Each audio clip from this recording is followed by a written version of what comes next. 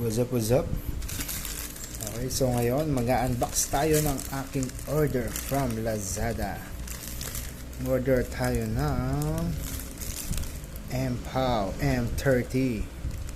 So ayan, official store. So nabili ko siya nung nasan yung date? Ayan, September 18 ang aking order date. Nabili ko siya ng 1752. So, ano pa hinantay natin? Buksan na natin.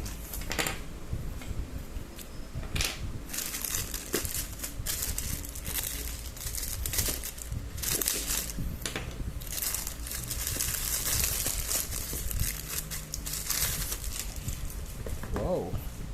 Maganda ang packaging. Mukhang sulit ang bayad. So yan, ito yung box. What is this?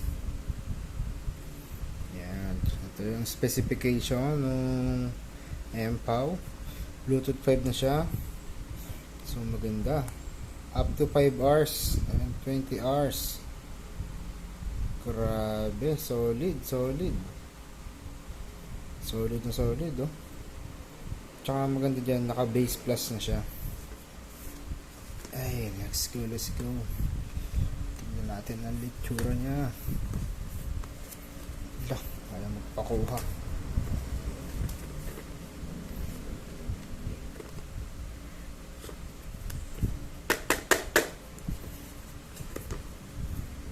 Ayaw. Yan. MPOW.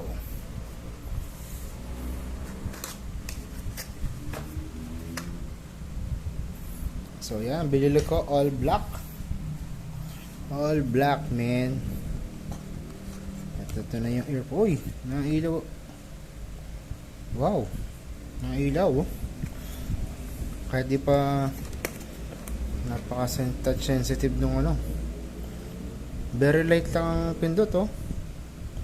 Ayos, oh. Close up. So yan,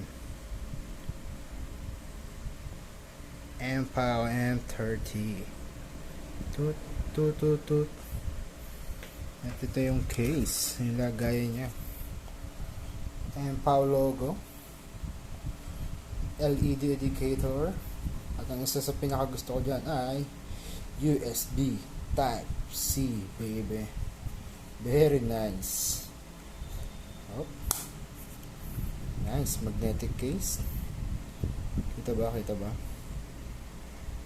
Yan. Masyado kasing black na black ang kulay.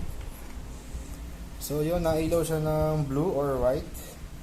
Blue siya pag hindi sa camera. So that means ang charge niya is nasa 70 or 100 to 100% pa.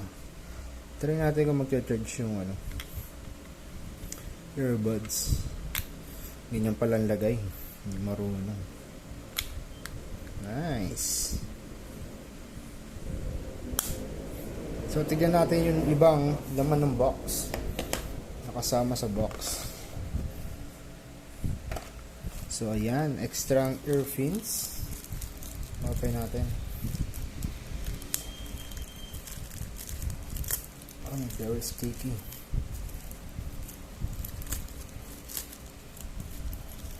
So ayan, extra ear fins. Ito ay depende sa size ng inyong tenga. Ay, napakalambot naman ito. Ayos to. Hindi siya magiging sobrang masakit sa tenga. At ang extra earbuds. Earbuds nga ba tawag dito?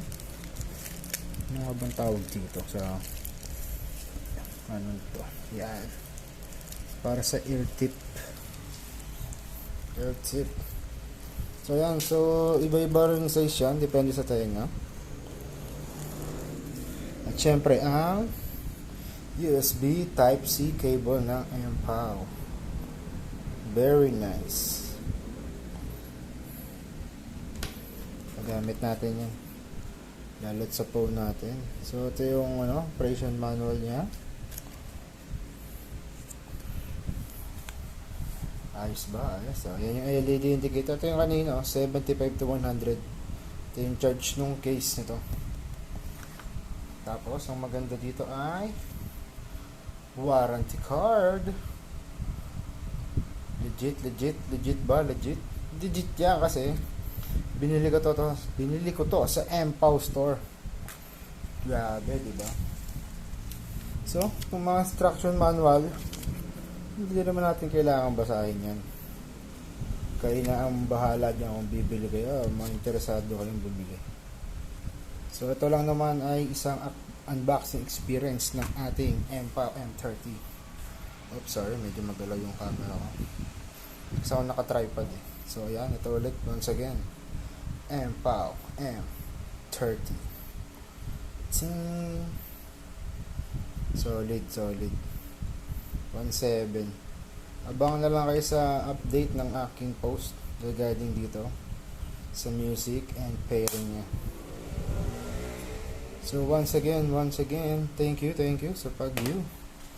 And this was your MPOW M30. Peace!